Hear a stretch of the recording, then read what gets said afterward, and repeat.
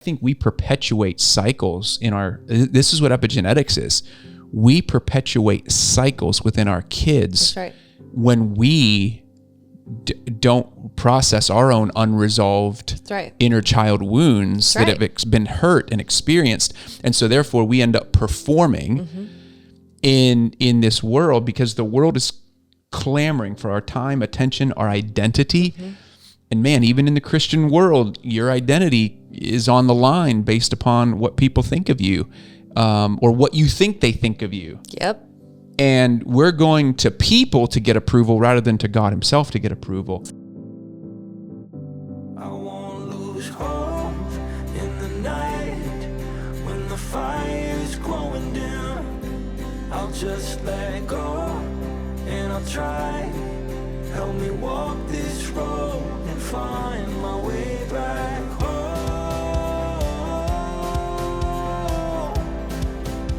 Find my way back home.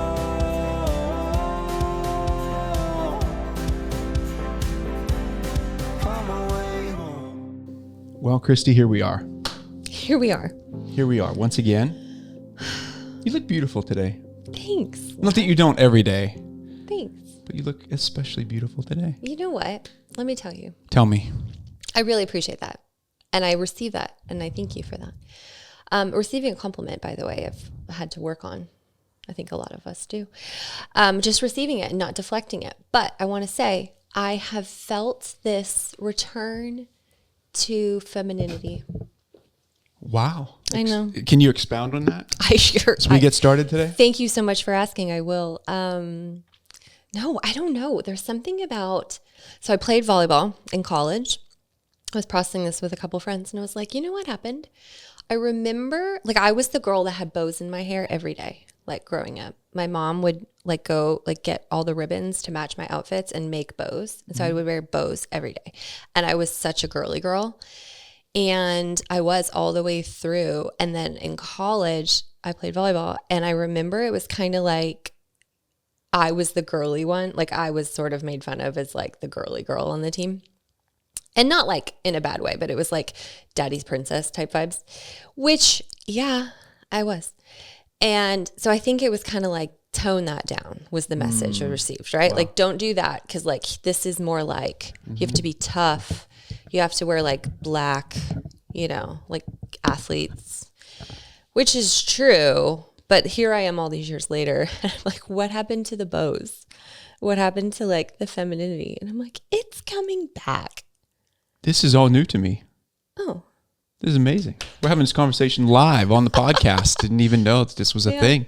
So I'm just having visions of like bows and... But let me go to this for a second. Silk scarves. It's amazing how we can talk about this in the episode. I think it's important to say you had a message from your team or friends that you carried with you for decades, apparently.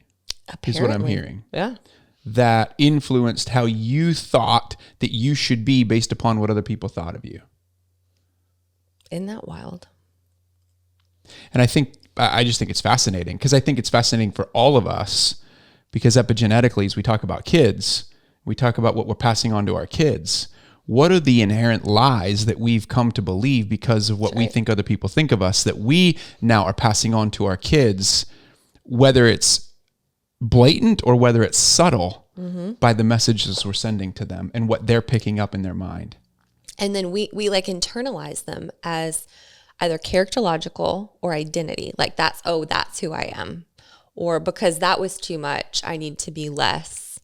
We talk about this in Tender and Fierce all the time because as women, we've absorbed those, things. Like someone has told us somewhere along the way, this is more palatable or this is more acceptable. And it's like, oh yeah, follow that, right? Or the teachers say like, I like the kids that are quiet. Okay, so I guess I need to like tone it down.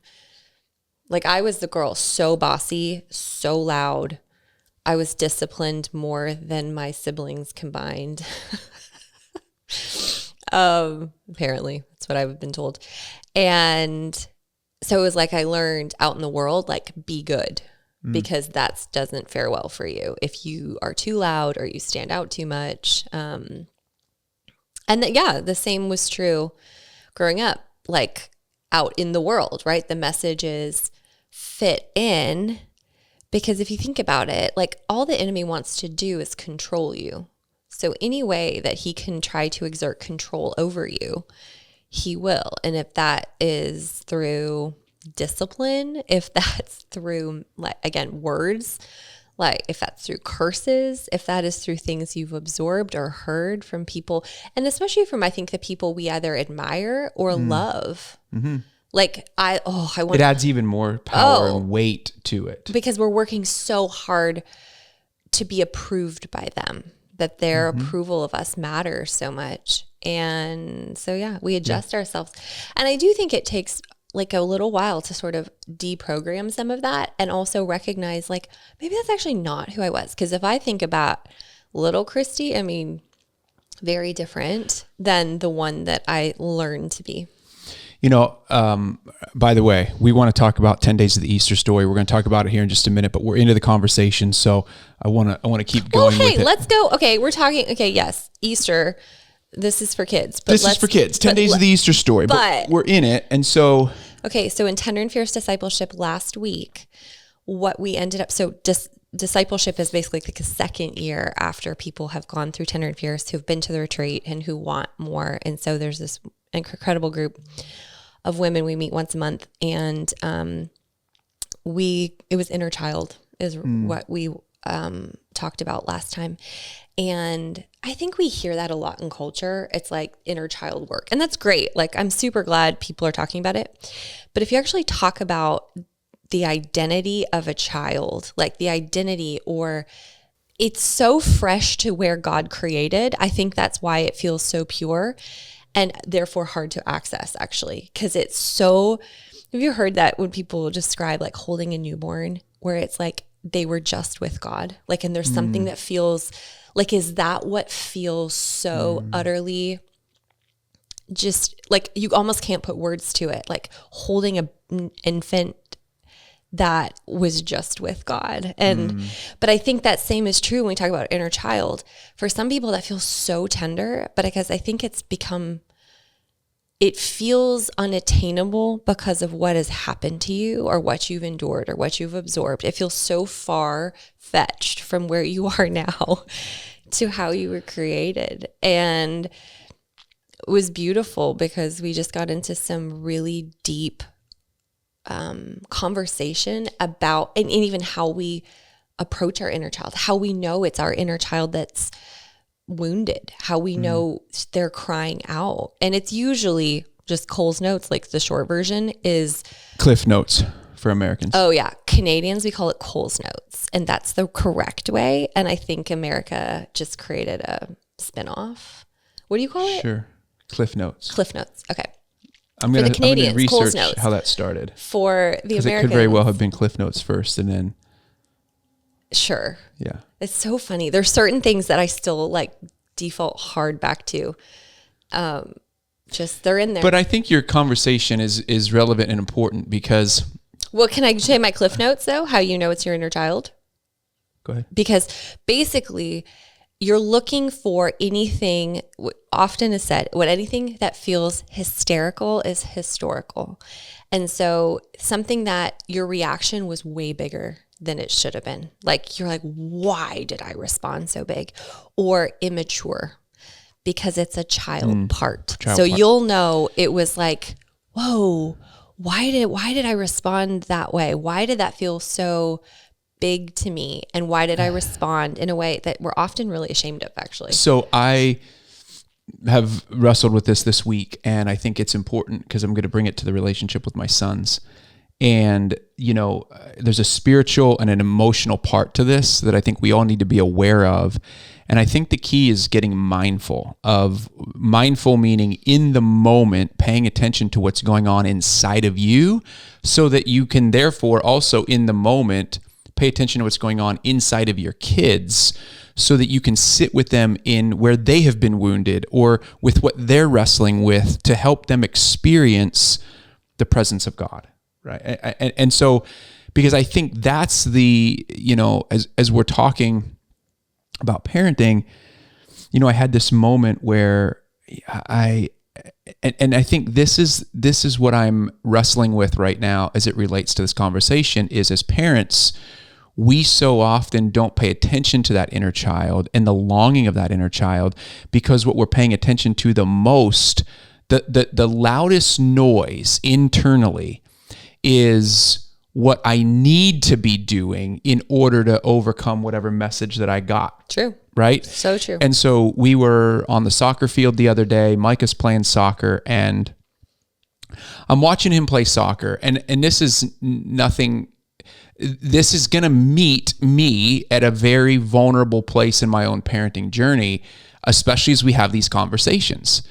Because what it's going to do is it's going to come up against my paradigm, my new paradigm. It's like the world paradigm and my paradigm for what is best for our children. So I noticed it standing along the sideline at soccer practice the other night. Micah is, and again, I'm not saying this is not a conceited thing. He's genuinely a very good athlete. He's very good athlete. And I'm watching him on this team and I'm going, should he be on a different squad? Should we put him at a level up where now we're paying money, he's getting coaching, we're going to practice? Like, is this what's best for him? And this is what's going on inside of me. Am I missing out from my son? Am I not giving my son the opportunity that he deserves if I don't do that thing? Mm-hmm. Like, what am I missing out on by leading him if I choose not to do that thing, right? So that's going on inside of me. And again, this isn't an urgent decision, but I could feel the urgency. You know, you say what's historical is hysterical, or what's hysterical is historical. I could feel the hysterics inside, but not near what it probably would have used to been. So, but I'm paying attention to it. I'm becoming mindful of it. That's good. And so it leads to yesterday where I'm sitting with our 13-year-old son now, and he's debating about, he's had a full week, he's got jiu-jitsu, he's got youth group and all these things, and he's wrestling with going to youth group. And just because they are full nights, and he's been going regularly, and he's like, but Dad, I feel like I need to take tonight and just be as a family, but I'm afraid I'm going to miss something if I don't go. And so I sat with him and I said, okay, bud, like what do you think God's telling you to do? And he's like, well, I feel like he's saying I need a rest. But in my mind, I'm afraid I'm going to miss something. And I don't know if it's God's voice or my voice. Mm-hmm. So I'm trying to discern the voices of, is it me? Is it God? What is it? And as I sat with him in it, I said, buddy, I was like, you realize there's youth groups going on in various churches all across the area tonight. And what if you missed that one? What if you went to that one? How do you know what you're going to miss? And I said, Jesus' voice is never going to be condemning, because he cannot condemn, Romans 8. And it's going to be loving. And so what feels like the loving response? And he said, well, I think he's loving me by telling me he wants me to just relax and be with my family tonight. And I was like, okay, we're going to play a game. We ended up watching a movie as a family. We did a family movie night, but it was like, in the moment I was like, well, you and I will play a game or we'll be together, because here's the thing, you experiencing our love and his love for you is probably going to be more memorable than you going and getting a piece of knowledge that you may or may not ever remember at 13 years old in your youth group. And I was thinking back, like, what did I learn in my youth group?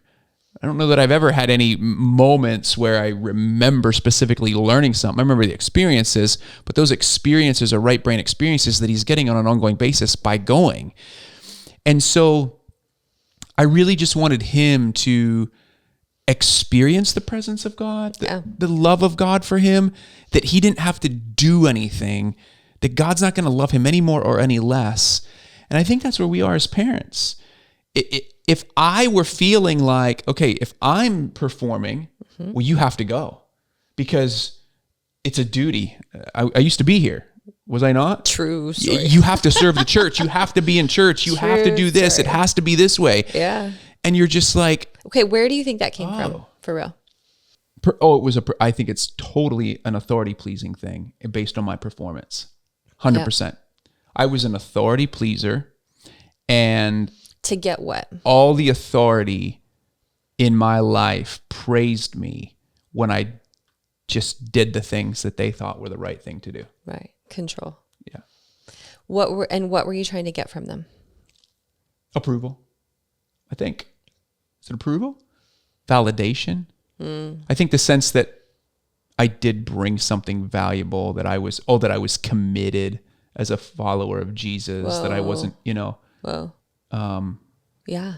But we're processing this live right now. I don't know that I ever went to the depths of what I needed or what I was trying to get. But I would say that the sense of, it was almost like if I had an authority figure telling me that I was doing the right things as a Christian, then I was in good standing with God. Whoa. That I didn't trust my own inner sense of experience of God's love for me. Right. And what God was calling me to do and telling me to do. I didn't trust hearing from him and his voice in that. And I think we perpetuate cycles this is what epigenetics is. We perpetuate cycles within our kids. That's right. When we don't process our own unresolved inner child wounds that have been hurt and experienced. And so therefore we end up performing in this world, because the world is clamoring for our time, attention, our identity. And man, even in the Christian world, your identity is on the line based upon what people think of you, or what you think they think of you. Yep.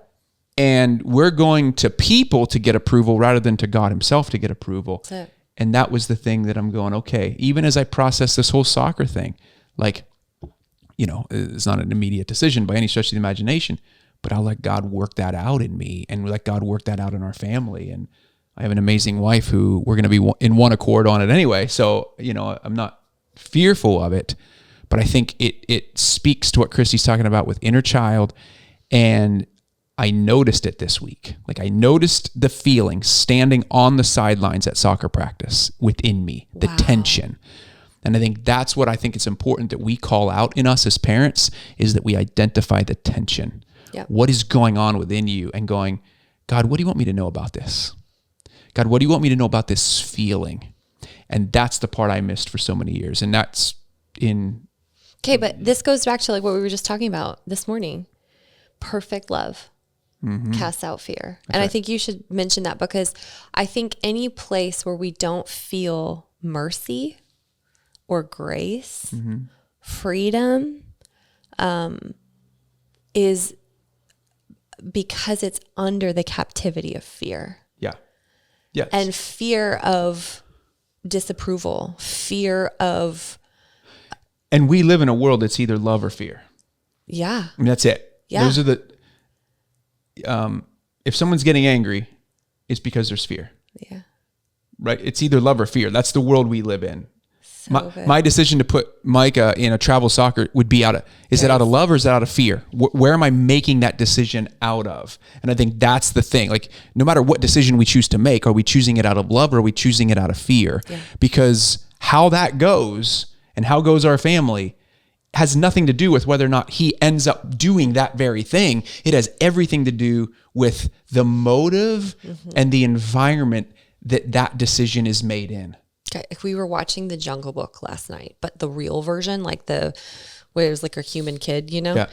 And a human kid. Computer, yeah. You know what I'm saying? Not the cartoon, but like half of it is cartoon because, so the kids are like, what's real? Which was, that's a whole conversation too. Because Micah's like, our 5-year-old, is this real? Like real in this real world, Mom? And I'm like, I don't really actually know how to answer that, because it's a real human that's running alongside computer generated animals. Anyway, but the point of it is Shere Khan. Do you remember this? Okay, it's Shere Khan the tiger who's like trying to kill Mowgli. Micah kept asking, like, why does he care so much? Like, why is he trying to kill him? Why is he trying to get him? And the words came out of my mouth, and as I said them, I was like, that's a message. And I was like, because he's afraid of him. Mm-hmm. He's terrified of a little boy because the little boy's dad tried to kill him, and he's afraid of fire, and he's afraid of humans. And so he's going to any length to kill this little kid. And I just sort of sat with it. Like they're watching the movie and I was like, it's our fear. It is our fear that leads us to do goes across crazy every stuff. Relationship. It goes across war. It goes across nation against nation. Absolutely. It's all fear. It goes against in marriage. It's fear. I'm getting defensive because I'm afraid you might not love me. I'm afraid that I might not be enough in your eyes. I'm afraid. So we get defensive. It's either love crazy. or fear. So we serve, I want to take this back to this lens of... Hold that thought. Can you hold that thought just a second? Because I want to, before we get too late into this episode, I want to talk about the 10 days of the Easter story. You still remember the thought? I hope so. Please hold the thought. Okay.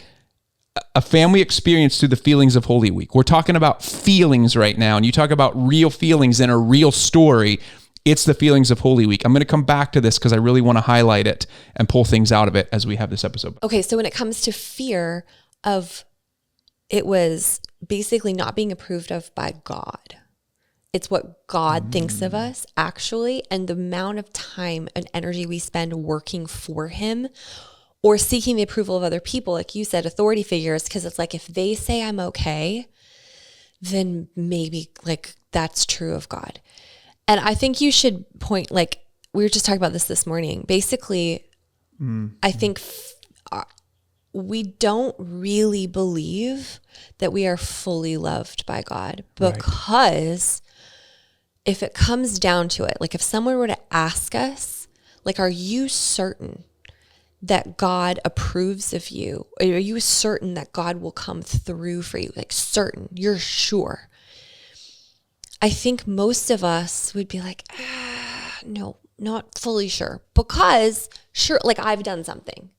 Because there is things in me he disapproves of. There are things I've disappointed him. There are things that I'm not quite right with. And therefore, we're expecting the wrath of God or the condemnation or this fear of retribution or this like, I think I need to step in and take care of that one on my own because I'm not fully sure he's coming. I think what's crazy about that, and Jamie Winship actually talks about this on an episode of our friend's podcast called The Deep End, Taylor Welch's podcast. And I think it's important that, because I get some of these thoughts, like this whole worldview thing of love and fear has been a large part understanding through Jamie kind of identifying what this is. And the fascinating part about it is one of the things that he mentions is he says, when I walk into a room and I ask a room full of Christians, do you 100% believe like it's the God's honest truth, you 100% truth, this is what it is, that you believe God loves you? And he said, versus if I ask the same question, you know this to be true, that I'm not 100% sure that God fully loves me because of something that I've done. And more hands will go up on the latter than on the former. That we believe, it's more likely that we will believe that God isn't showing up for us because we're not good enough, because we've done something wrong, we've disappointed him, than it is that we believe that he fully 100% loves us no matter what we do, whether we, he can't love us anymore. And I think that there's a component to that. 1 John 4 says, perfect love casts out fear. Well, fear of what? Fear of condemnation. There's no condemnation in Christ Jesus, Romans 8:1. So you go to scriptures and you go, there's no fear. Perfect love, Jesus is perfect love, casts out fear of condemnation, fear of shame, fear of disappointment, fear of all these things. Now, can God be disappointed in something that we've done? Sure. Is he disappointed in you? No. Go to the 10 days of the Easter story. The disciples scattered the week of Jesus going to the cross. Why? Because they were scared. They were scared of what was Peter denying him 3 times.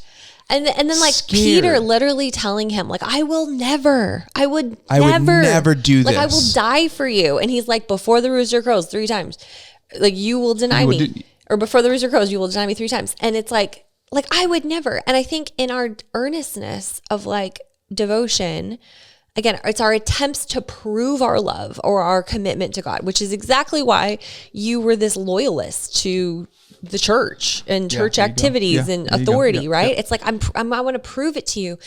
And I think God just like, I mean, can you imagine like his look of compassion where he's just like, oh, my kids, like they're trying so hard.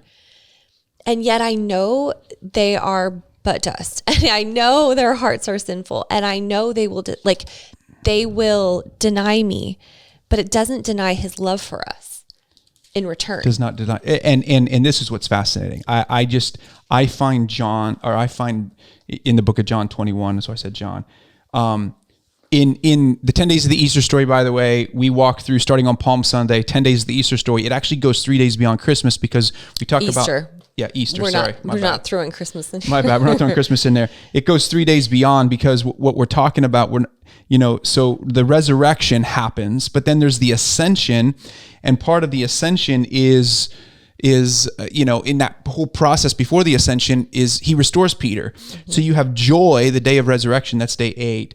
You have remorse, Peter's restoration, where he's remorseful, day 9, and then the disciples' call, which is to go and make disciples of all nations, their bravery, right? So we walk through the happiness of the Palm Sunday. We walk through the anger of Jesus flipping the temple, the tables over in the temple, the gratitude with the anointing at Bethany, the surprise of the Last Supper, the fear of the unknown, the sadness of the crucifixion, the disgust of the betrayal, the joy of the resurrection, the remorse of the restoration, and the bravery of the disciples' call. It walks you through each of the feelings with family time questions, activities for your family to go through. 10 days of the Easter story. We'll put it in the show notes today. I do genuinely love this book. Can I tell you, this was out of all of the books we have written, the one that I was least wanting to do and became my absolute favorite one to write.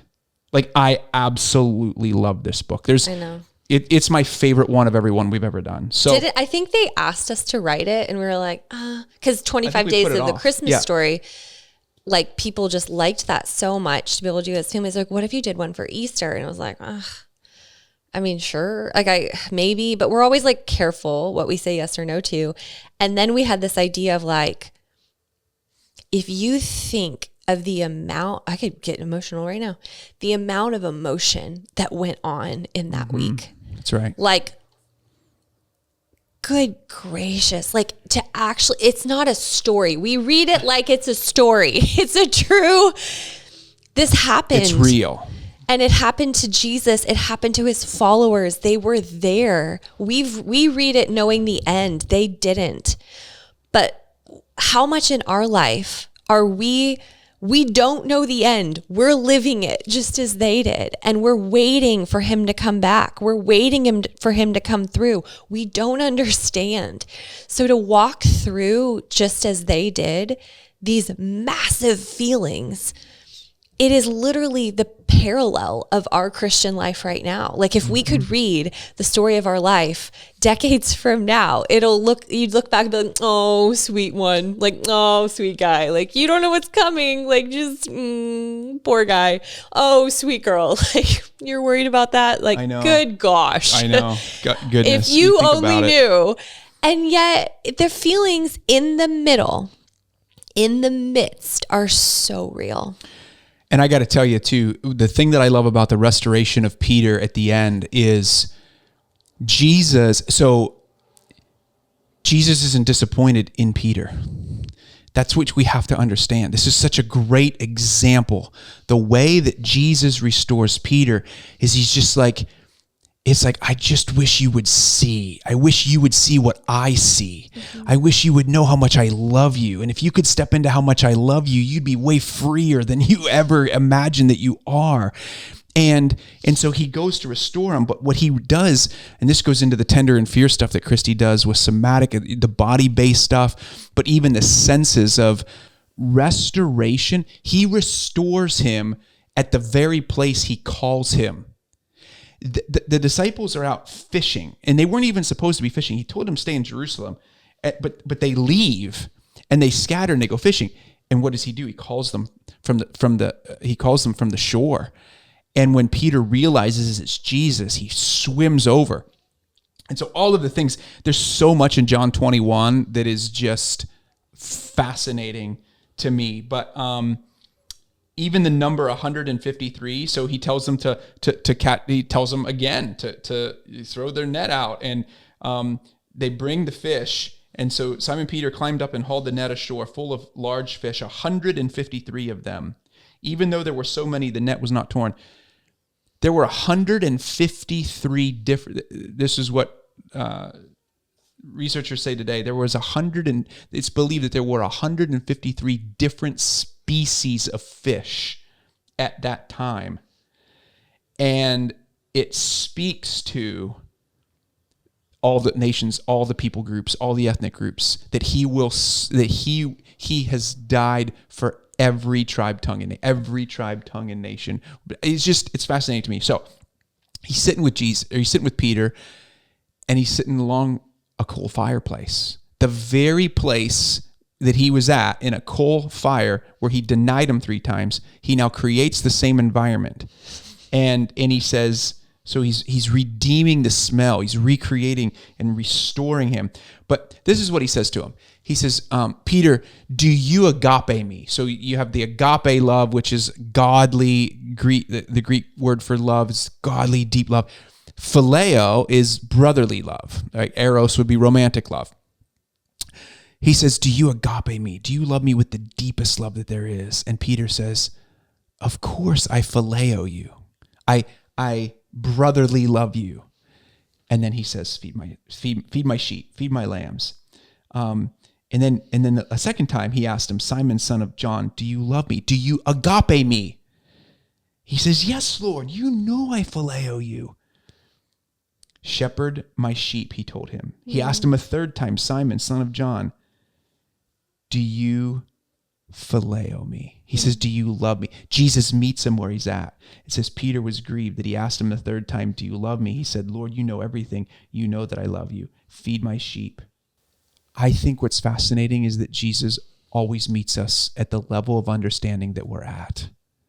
He restores Peter at the level. He wants him to understand agape. He wants him so badly to, this is, and he knows that he's going to get there. He knows that in fact, he tells him, this is the death you're going to go die. In that moment, you will die this death. But Peter's just fully not there yet. Mm-hmm. But Jesus meets him where he's at. And I think that's the case with all of us, that we understand that it is purely out of love. And what we are most afraid of is, am I really a good parent? Mm. Am I really a good disciple, that I'm actually going to church and doing the things I'm supposed to do? Am I really a good spouse? Am I really doing the right things for my kids? Am I really a great son or daughter? Do you really love me, God? And I think so often, we talked about parental fears earlier, a few episodes ago. If you haven't listened to that one, I'd encourage you to go back and listen to it, because this is really the healing piece of parental fears. Our parental fears are so grounded in unresolved inner child wounds that we've had throughout our lifetime, that Jesus, the perfect love, the integrating center of it all, wants to step into our world and fully heal and go, I love you. I love you. And when we experience that, we love because he first loved us. When you experience that love, Paul writes it this way in Ephesians, that you might love, that you might know love, that you might, the love of Jesus beyond head knowledge, that you experience the love of God for you, the felt experienced love of God for you. When you experience it, it's something we can give to our kids, and I think it's the absolute greatest gift in the world that we could give to our kids, is a parent who is going, okay, I'm going to show up for you out of love. I'm going to make decisions for you out of love, not out of fear. Oh, Landon, you might miss something tonight. You better get to youth group. Versus going, you know what? I genuinely believe that if God wants you to know something that you missed tonight, he's big enough that you're going to get it. So good. So we want to encourage you, get the 10 days of the Easter story. A family experience through the feelings of Holy Week. You didn't remember this. I didn't remember the subtitle fully. I wanted to get it right. A family experience through the feelings of Holy Week. What's so great is like you literally learn alongside your kids because it's for us too. And we had 100%. And we've actually already started going through it with the season of Lent. We've been, I'm looking at the Lenten roses right over here, by the way. Oh. Have you ever seen Lenten roses? They're so beautiful. Don't touch them. They won't make you feel good, but they look beautiful. Check out the show notes, 10 Days of the Easter Story. It is a joy getting to walk alongside you. And until next week, keep in mind that the greatest red carpet you will walk is through your front door. Keep being famous at home. We love you.